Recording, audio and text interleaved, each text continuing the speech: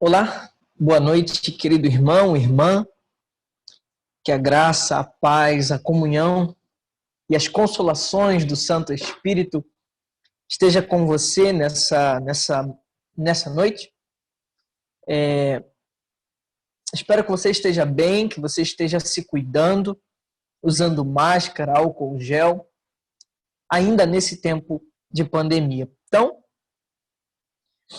nós gostaríamos de iniciar nessa noite uma mensagem que será concluída apenas no próximo domingo. Ou seja, no próximo domingo, o domingo anterior ao nosso retorno, nós estaremos, então, encerrando essa mensagem. Portanto, temos apenas mais 2 domingos dessa forma remota, para que, a partir do dia 3 de dezembro, possamos retornar aos cultos presenciais. E assim, eu peço que você acompanhe comigo na sua Bíblia, abrindo no livro do profeta Neemias. E assim, nós vamos conversar nessa noite sobre o retorno, às suas, como um sinal de bondade e de responsabilidade. Portanto, o retorno como um sinal de bondade, mas também de uma responsabilidade muito grande. Peço assim que você acompanhe comigo, então, a leitura no livro de Neemias. Nós vamos ler alguns versos específicos e peço que você assim me acompanhe. Assim nos diz a palavra do Senhor. Palavras de Neemias, filho de Acalias, no mês de Quisleu, no 20º ano, quando eu estava na cidade de Suzã. Anani, um de meus irmãos, veio de Judá com mais alguns homens. Perguntei-lhes pelos judeus que voltaram, e os que sobreviveram ao cativeiro a respeito de Jerusalém. Eles me responderam: os sobreviventes ao cativeiro estão passando grande aflição e vergonha lá na província. Os muros de Jerusalém foram derrubados e as portas da cidade queimadas. Depois de ouvir essa palavra, sentei-me e chorei. Lamentei por alguns dias e continuei a jejuar e orar perante o Deus do céu. E disse: ó Senhor, Deus do céu, Deus grande e temível, que cumpres a tua aliança e usas de misericórdia para com aqueles que te amam e obedecem os teus mandamentos. Os teus olhos estejam abertos e os teus ouvidos atentos para ouvires a oração do teu servo, que faço diante de ti de dia e de noite pelos israelitas, teus servos. Confesso os pecados que nós, os israelitas, temos cometido contra o Senhor. Sim, eu e minha família pecamos. E assim, o texto continua dizendo, no verso de número 11, ó Senhor, que os teus ouvidos estejam atentos à oração deste teu servo. A oração dos teus servos, cujo prazer está em temer o teu nome. Faze com que teu servo seja bem-sucedido hoje, concedendo-lhe a benevolência deste homem. Nesta época, eu era copeiro do rei. Eu peço que você, então, acompanhe nesse momento a explanação da palavra e aquilo que o Senhor nos falou durante a leitura de Neemias. Eu aconselho você que você leia em casa o livro do profeta Neemias, um livro muito interessante que nos fala, que nos retrata o retorno do povo de Israel a Jerusalém, visto que esse povo foi perseguido, um povo que foi levado cativo, um povo que ficou grande parte, um bom tempo preso, encarcerado, subjugado por outra nação. E assim, nesse momento, durante a leitura do texto especificamente no tempo de Neemias, foi o período de retorno do povo a Jerusalém. Por isso, então, trataremos hoje sobre o retorno. Quais são os sinais de bondade e quais são as responsabilidades daqueles que voltam, que estão retornando, então, para a casa do Senhor. Mas eu quero que você pense na semelhança que há no retorno do povo de Israel à sua terra, ao seu lugar de origem, o retorno do povo de Israel à sua cidade natal, o retorno do povo de Israel ao lugar de culto a Deus. E há tanta similaridade nesse texto conosco, porque estamos vivendo um período do retorno. Agora, ainda em pandemia, voltando ao culto, aos cultos presenciais, o Senhor me orientou a falar nesse texto e que você pense a respeito disso.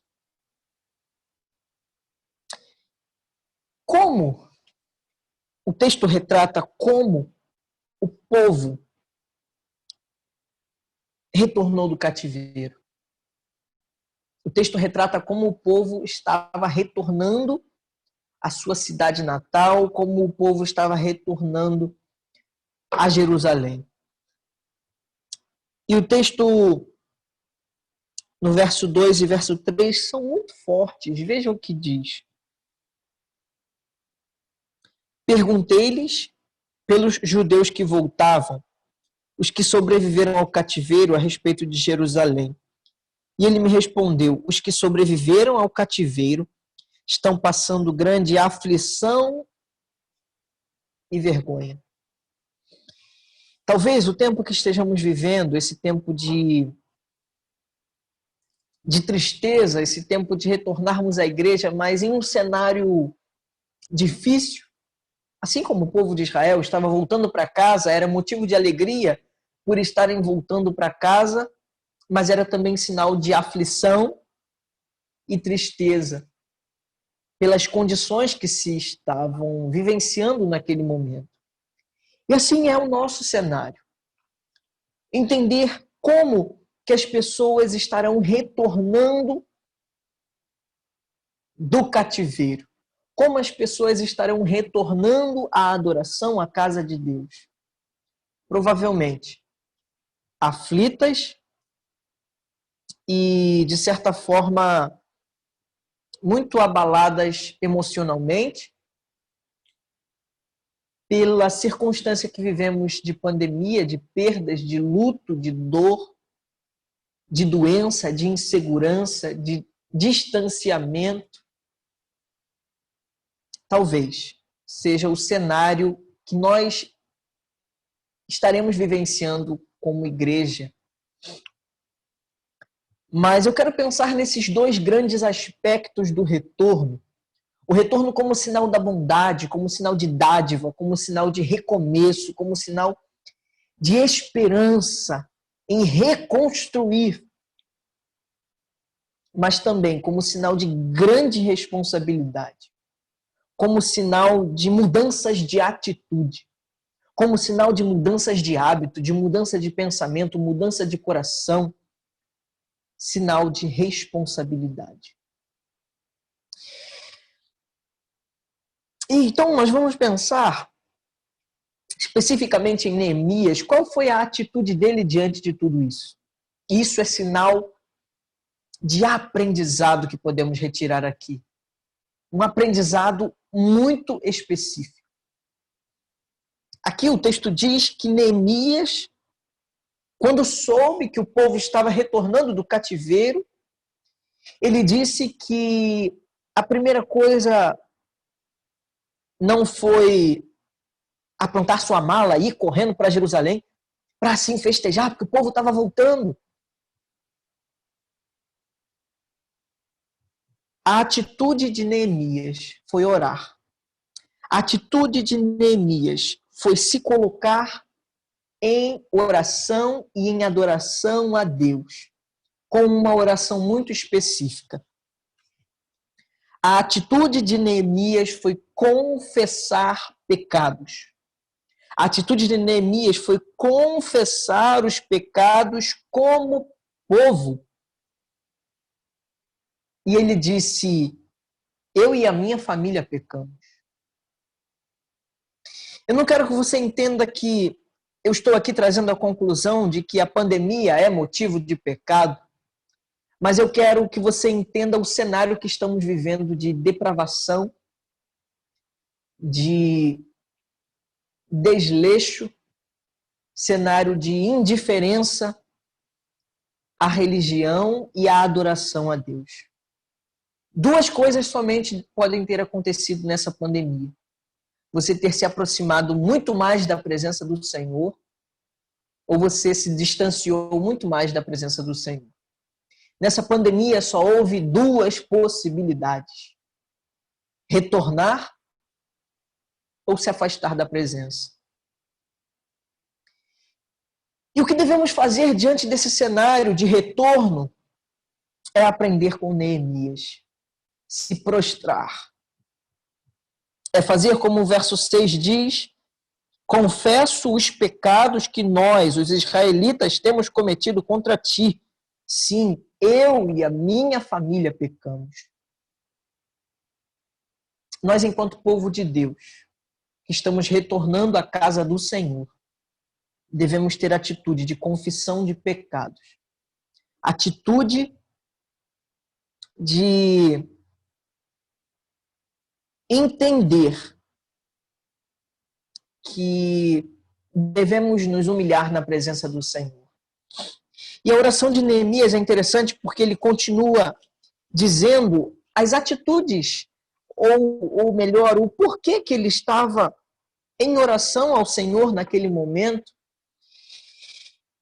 E aí ele diz que ele confessa ao povo, ele confessa os seus pecados e de todo o povo perante o Senhor, em ocasião do retorno desse povo a Jerusalém, porque haviam duas questões muito sérias que o povo havia cometido. Primeiro, agido perversamente. O texto vai dizer isso na oração dele. O povo agiu perversamente. Nós temos que entender que nós somos aqueles que devem se humilhar diante da presença do Senhor, até mesmo pelo erro do nosso irmão. Neemias, note, Neemias não tinha nada a ver com isso. Mas aquele que é servo, aquele que é levantado pelo Senhor, deve carregar os fardos uns dos outros. Assim nos orientou o Senhor Jesus Cristo. Então vemos aqui como o povo estava em grande aflição e vergonha. Mas qual foi a atitude de Neemias? Clamar, orar, interceder pelo pecado do povo, porque o povo havia agido perversamente e com muita desobediência. Querido, eu quero que você pense hoje em qual é a motivação do seu coração para estar na presença do Senhor. Qual é a motivação do seu coração para continuar servindo a Deus? O que te motiva a estar na presença? O que te motiva a viver no caminho do Senhor? Porque Neemias deixa muito claro na oração dele: a minha motivação é ter prazer em temer ao teu nome.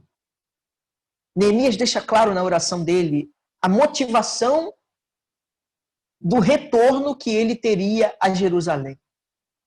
E a minha motivação e a sua motivação ao retornarmos à casa do Senhor é ter prazer em temer e obedecer ao Senhor. Se a nossa motivação for outra, além desta, a nossa obra falhará. Todas as nossas atitudes serão como trapos de imundícia. Porque precisamos entender o que nos motiva enquanto igreja, o que nos motiva enquanto povo de Deus, o que nos motiva enquanto Missão Batista, Vilagem das Palmeiras. Por que Deus te colocou lá? Qual é a sua função enquanto membro? a sua função, a sua motivação deve estar em ter prazer em temer o nome do Senhor. E você vê aí, então, depois dessa atitude de Neemias interceder pelo povo, entender a realidade do povo, olha a nossa atitude, entender a realidade do povo, como o povo está diante do retorno, como as pessoas estarão diante do retorno, em grande aflição e vergonha. Qual foi então a atitude de Neemias diante disso? Ele orou e confessou os seus pecados ao Senhor, porque o povo havia agido perversamente. E ele sabia qual era a motivação do coração dele. Prazer ao Senhor. Dar prazer ao Senhor. Então, existem algumas atitudes que Neemias toma quando ele então retorna. Agora, você percebe que agora ele parte para a ação. Após o entendimento que o povo havia retornado, a realidade de como o povo estava, ele intercedeu ao Senhor,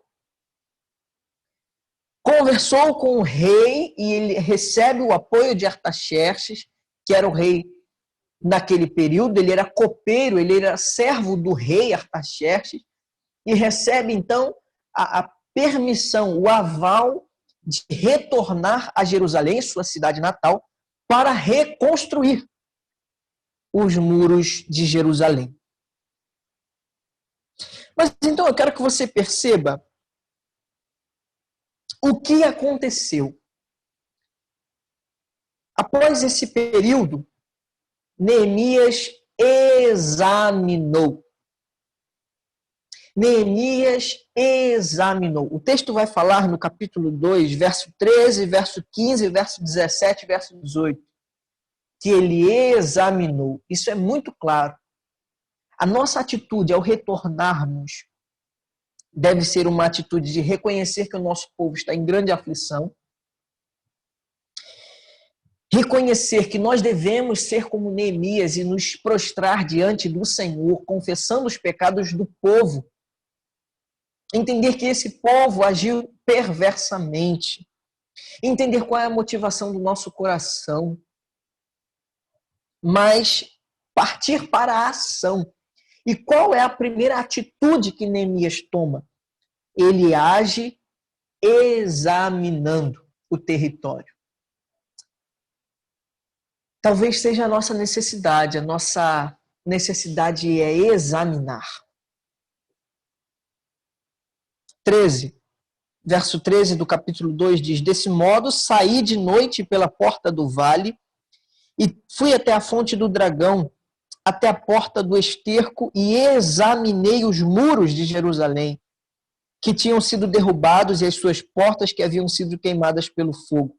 Verso 15, ainda à noite subi pelo vale e examinei o muro.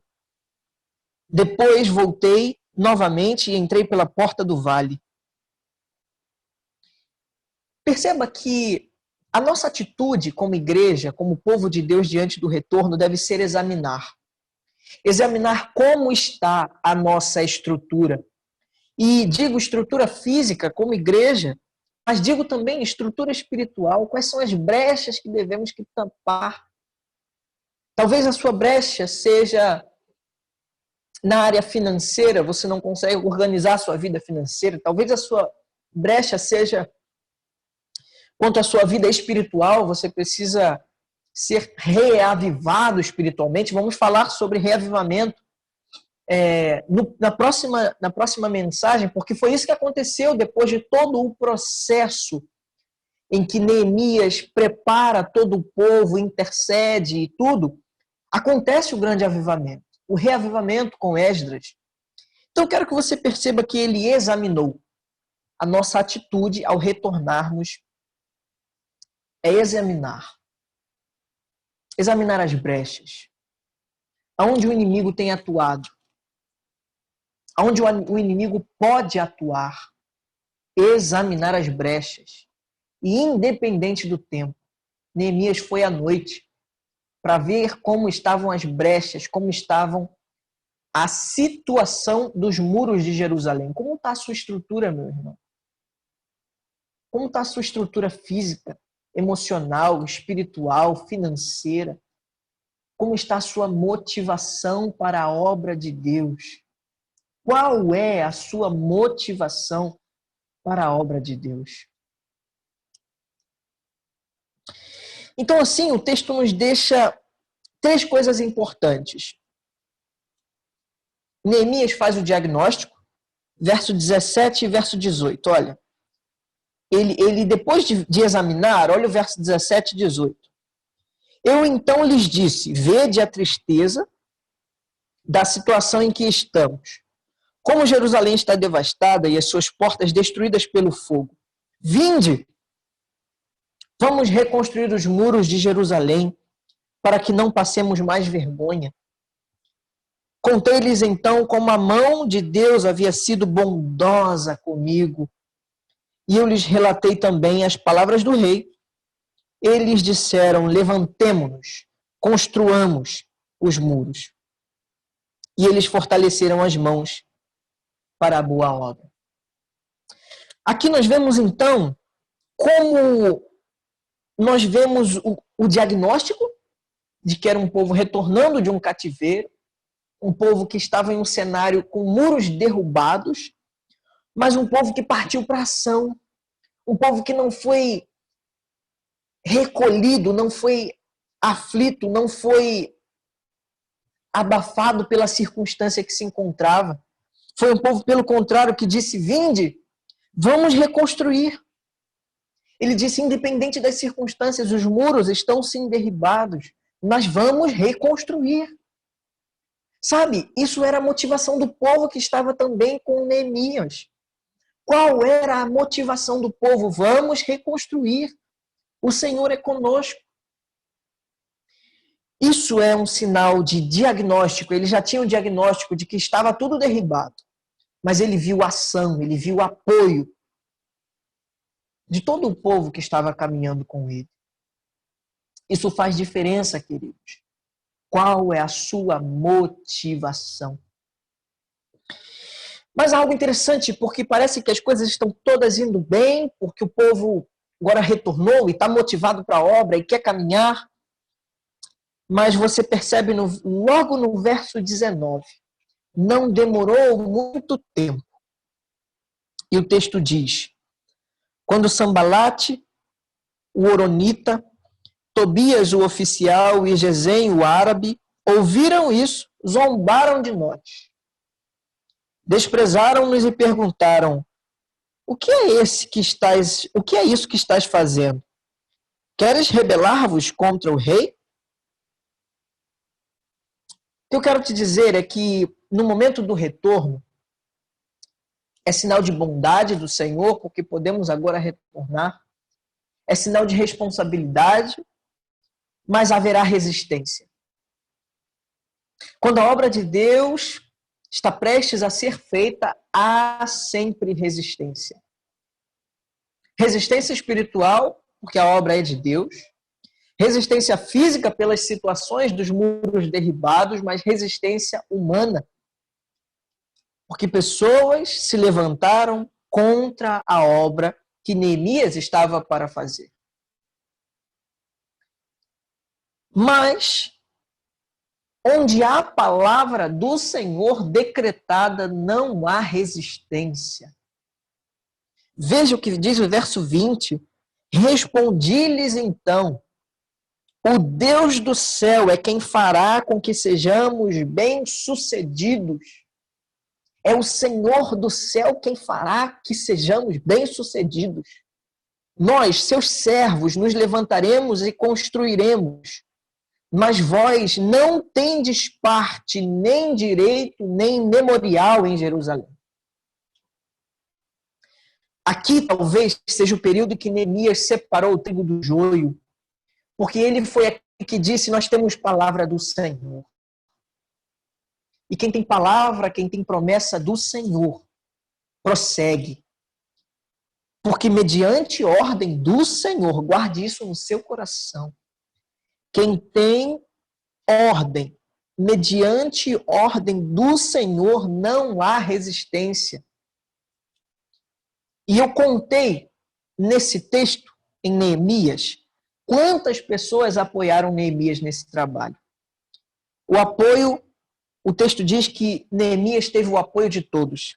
São mais de 32 pessoas, o texto vai relatando cada um deles. O texto diz que os homens de Jericó, os filhos de Racená, Meremote, Tecoitas, o Joada, Melatias, Uziel, Refaías, Gedaías, Milquias, enfim, são todos os homens que vão sendo relatados, que são aqueles que agora vão apoiar o período de reconstrução do muro. E o texto diz, então, que foram mais de 32 pessoas.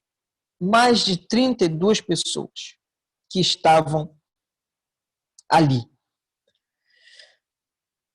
Mas eu quero que você perceba isso, que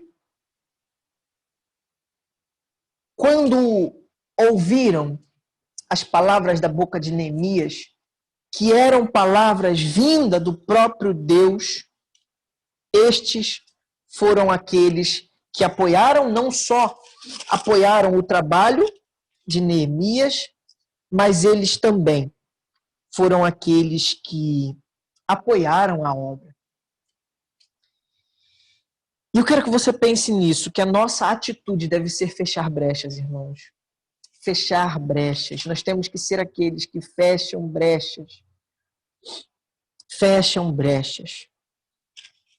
Mas aí o texto diz que, o texto continua dizendo já no capítulo 4, que houveram mais desafios diante da construção. Houveram mais desafios. E aqui eu quero que você veja um paralelo no texto, quando o texto diz, no verso 7 e 8. 7, 8, 9 e 10. 7, 8, 9 e 10. Olha o que o texto diz. 7. Mas quando Sambalate, Tobias e os árabes, e os amonitas e os homens de Asdod ouviram que a reconstrução dos muros de Jerusalém estavam avançando e que as obras começavam a se fechar, ficaram furiosos. Todos se uniram para lutar contra Jerusalém e causar confusão. Olha, o pessoal querendo causar confusão porque a obra está avançando. O sangue de Jesus tem poder.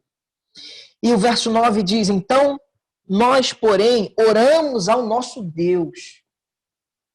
Isso me lembra muito 1 Coríntios, que diz que as armas da nossa guerra não são carnais, mas sim poderosas em Deus para anular sofismas, destruir toda a fortaleza, toda a altivez que se levanta contra o conhecimento de Deus.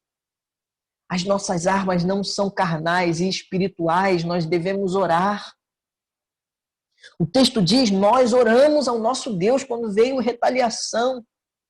Irmãos, o retorno será um retorno de glória, mas um retorno de guerra, de batalha. Veja, essa diferença, o que eles estavam fazendo, eles queriam lutar e causar confusão.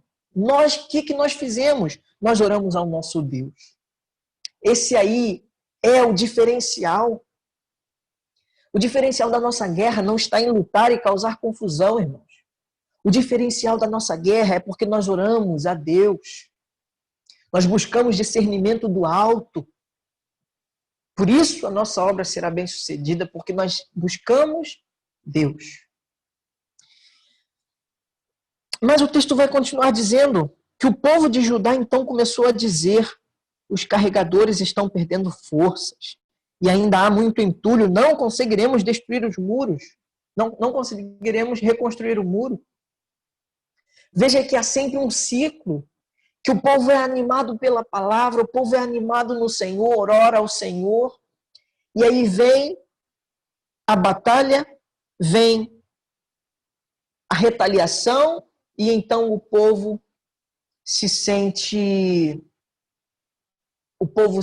abatido. Então o povo se sente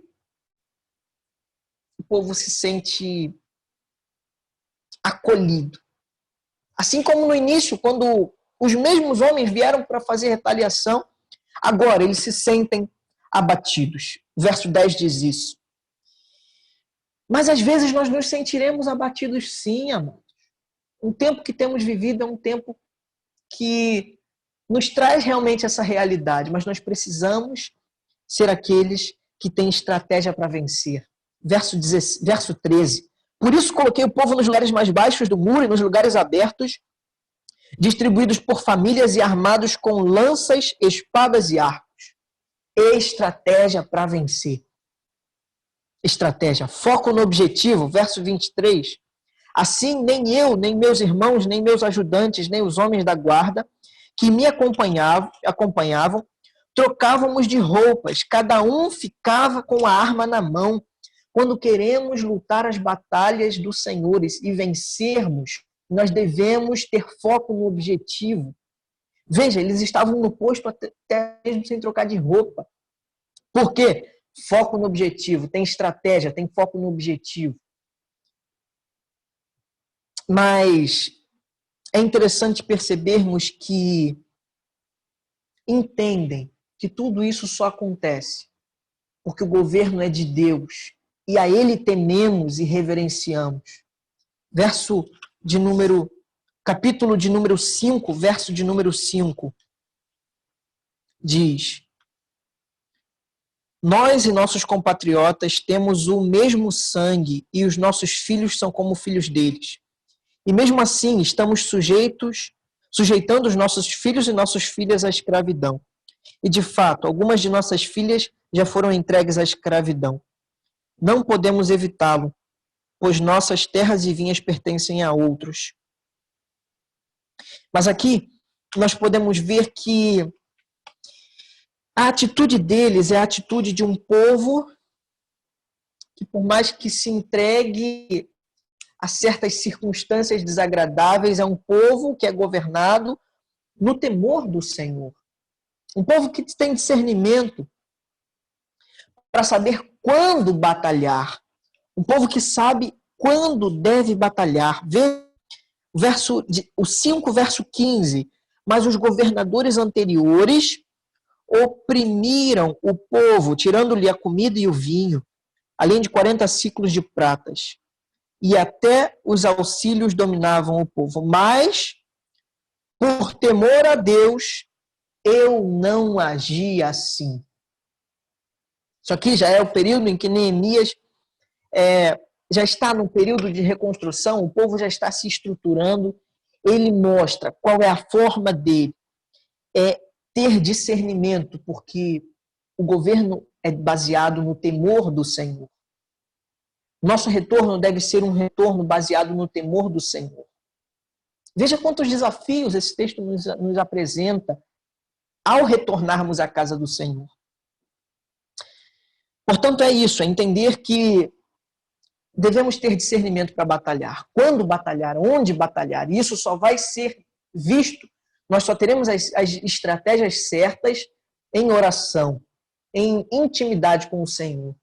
Porque se as nossas armas elas são espirituais, nós só entenderemos as estratégias por meios espirituais. E é entender, é ter discernimento de quando Deus está falando. Que você entenda, que você tenha recebido a palavra do Senhor, a orientação, o desafio. Esse texto me desafiou muito, por isso eu trago esse desafio a você. Leia esse texto, medite nesses textos, nesses capítulos. Uma história linda que nos ensina como retornar à casa do Senhor. Então eu quero que você pense, para terminarmos, recapitular, que o cenário era de que um povo que estava em grande aflição e envergonhado, mas que a atitude de Neemias foi orar pelo povo, interceder pelos seus. Um povo que agiu perversamente, desobediente, mas que Neemias sabia qual era a motivação da obra dele. E o que o motivava era ter prazer em temer ao nome do Senhor. Por isso ele examinou as brechas, e se nós devemos fazer, examinar as brechas, ter o diagnóstico do cenário que estamos, mas ele foi um homem que recebeu apoio e assim agiu. E no período em que as coisas estavam avançando, houve retaliação, houve resistência. Mas eu quero que você guarde essa frase no seu coração, se puder, anote. Mediante ordem do Senhor, não há resistência. Mediante ordem do Senhor, não há resistência. E assim, a nossa atitude diante da dificuldade é de orarmos ao nosso Deus. Enquanto que outros têm a atitude em lutar, em causar confusão, a nossa atitude é orar ao nosso Deus. Porque as armas da nossa guerra, as armas da nossa milícia não são carnais, mas elas são poderosas em Deus para anular sofismas e destruir fortalezas que se levantam contra o conhecimento do Senhor. Portanto, é isso, é você saber que você vai ser abatido realmente, você vai se sentir abatido, mas é ter estratégias para vencer, é ter foco no objetivo, é ter o governo baseado no temor do Senhor, ter discernimento para batalhar e saber discernir quando Deus está falando. Vamos orar? Senhor, nós agradecemos ao Senhor pela revelação da palavra de Deus. Nós oramos ao Senhor gratos, porque a tua palavra nos orienta, até mesmo sobre como entrar em batalha. A tua palavra nos orienta a como retornar de um cativeiro, de um cenário de pandemia, de um cenário de reclusão. É entender, Senhor, que haverão muitos que estarão abatidos. É entender que haverão muitos que estarão aflitos, mas que o nosso primeiro agir, que a nossa primeira atitude seja clamar, orar ao Senhor e interceder pelo nosso povo. Interceder pelo nosso povo. Após isso, que possamos tomar atitude, Senhor. Possamos tomar atitude de irmos realmente, fecharmos as brechas, examinarmos as nossas falhas, os buracos, as debilidades. Termos, Senhor, o apoio do povo, do teu povo, Senhor. Envie trabalhadores para a seara, Senhor. A tua ordem é clamarmos aos céus, Senhor, envie trabalhadores, e estamos aqui intercedendo por mais trabalhadores, porque a seara é grande, mas poucos são os trabalhadores. Senhor, que entendamos que haverá retaliação, mas diante da palavra do Senhor não há resistência. Diante da ordem do Senhor não há resistência. Por isso avançaremos com as estratégias do Senhor. Por isso avançaremos, Senhor, entendendo o lugar certo de agir e ouvindo a tua voz. Senhor, dizemos aqui que não somos, Senhor, aqueles que querem lutar e causar conflito, intriga, guerra, mas nós somos aqueles que oram ao Senhor. Nos oriente, nos auxilie, nos dê graça nesse retorno, Deus, para que sejamos aqueles que recebem a tua palavra e recebem o avivamento do Senhor. Tenhamos corações preparados para receber o avivamento do Senhor. Em nome de Jesus. Amém.